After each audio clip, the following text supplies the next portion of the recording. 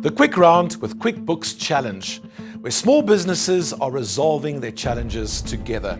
So many small businesses think that they are facing their challenges alone, but many people we've been speaking to are very surprised to find out there are other people like them with answers to the same challenges.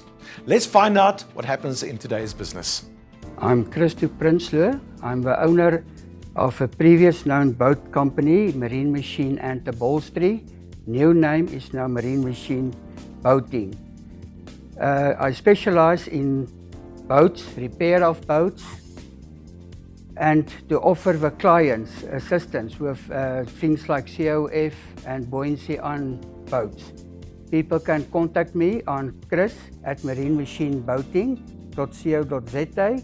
My name is Byron Demetriou, and I own a small animation studio called Third Eye Studios. We're an animation studio where we provide 3D, 2D animated content for TV commercials, for in-house AVs, for events imaging, and so on. We like to fit inside the client's budgets at all times. You can find more information on www.thirdeyestudios.co.za. My name is Aletta Hoffman. I own a company called ProLife Marketing. We do lead generation services. So actually just finding companies' leads. That's what I do, telephone every day, the whole day. You can contact me on 083 694 9227. One of the challenges that a small business will face is going to be the fear that they're going to become dependent on one client, and the fear that they're going to make some costly spending mistakes or not think about their costs in a way that could be a little smarter. So that's what we're going to be discussing today. Christo, Byron, Aletta, welcome. I think one of the topics that you were all quite keen to speak about was how to avoid costly spending mistakes. As smaller businesses, obviously costs are a major issue. There are a lot of costs that go into a business, and sometimes we tend to focus more on some kinds of costs as opposed to others. Perhaps I'll give each of you an opportunity to talk about what type of costs the nature of your business incurs the most, and then we can have a discussion about how to minimize the risks associated with that. Aletta, let me start with you. You're a services business, so I guess it's easy for us to think there aren't many costs. Yeah, that's the problem. It's easy for us to think that there isn't any costs because you make a phone call and you pay the bill at the end of the month. That's where the problem is. The bill at the end of the month, because it can never be the same. That you can't budget on the same. Yes, it's always up and down because the calls is always up and down. Internet is even worse. So that's the biggest problem. And obviously, then employing someone that takes your business to half life.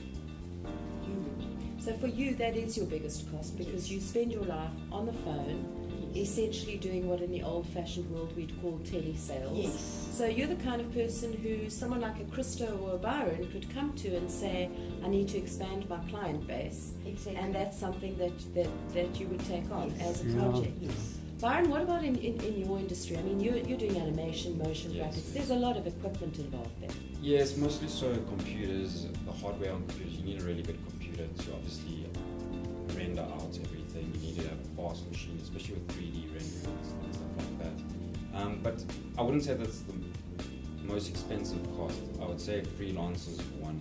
If we have a lot of workflow, we need to hire freelancers, and they can be very pricey. But not only that, as the problem was, it's internet, the phone bills, accountants. We have all these little things recurring over every month, and that's our biggest expenses. But it's mostly freelancers when we have overflow, because it's only two of us working. So. And Christo, on your side, you're dealing a lot with machinery and parts. Yes, I'm on my side. The most expensive cost is material and parts on the boats. One of the factors is becoming too dependent for a small business on one client. And I know, Christo, you've got a story to tell there, so perhaps share that with us. Yes, previously I've owned a contractor's business, and mostly in that type of work you sit with one big client, normally an investor or whatever the case is. You can't afford to have more than one. client because they ask from you, if they say jump, you need to jump. If you run, you run. But the big thing of that is at the end of the day, that client was be insolvent. And if he go down, you go down. There's a theory that says if you have more than 10% of your income coming from just one client, then you need to start thinking about diversifying.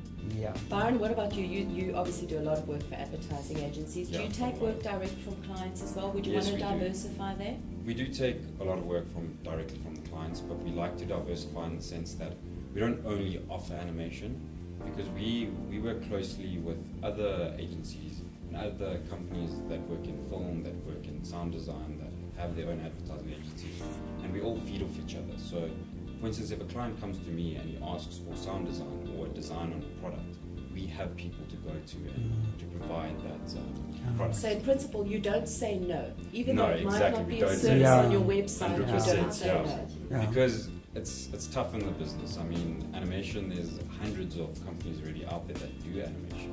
So you have to diversify, or else you're going to be stuck 1 month not having any work, and another month you're being totally busy. So you need that diversification, or else you're going to go under, basically. I'm not dependent on one client. I've got a lot of clients. We do specials to attract more new customers. Some of my regular customers, I don't say they're my favorite, but you put something in for them, discount or whatever the case is. We've got specials some days. So yeah, I'm also playing around. But the most thing of my business, I try to stay below my other boat companies. Okay, so competitive pricing, Yeah. flexibility on terms of payment, Yeah. flexibility on method of payment as well. And Not so much. Not so Not much. so No. much. Pay us Also the way not. we wanna get paid. Exactly, pay into our bank account, and that's all that matters. Yeah. Yeah. The know-how that you use to repair a part for a boat, is that not know-how that you could use to repair parts for other types of vehicles, perhaps in those winter months? One of the things that come up that I'm actually very exciting about, we're going to start doing trackers, because the clients ask us they need trackers to launch the boats. They don't want to use their buckets 4x4s. So that is one of the projects that we're starting this year, building up trackers for them. So aside from growing the customer base, it's also about finding services Service, within what you yeah, offer that you yeah. can split out, and that can attract a Yeah, different client yeah. base. So in your case then, Byron, it definitely would extend beyond pigeonholing into animation, right? Exactly. Design, production in any regard, with TV, with in-house videos, with even be it an installation piece, if they want a projected piece over the installation piece, even if it's a still. Yeah. Okay, about being open-minded, I guess. Exactly. Yeah, and the word Yeah, no towards it. doesn't exist. Doesn't exist. No, No. that's big. If a That's client big. comes with it, you say yes, and you make a You might plan. not know how to do it, but yeah, you Yeah, make a plan. yeah. Yes. Great. Well, Christo, Byron, Aletta, thanks very much for your time. We've spoken about reducing dependency on one client, and linked to that, a way of minimizing costly spending mistakes. One of those costs can be having too much dependency on one client. Spending mistakes related to fixed costs, variable costs, thinking about the services that you offer. Perhaps there are sub-services within the overall positioning of your business that can actually create a whole new line of client base, and take you into areas of business that you hadn't considered before.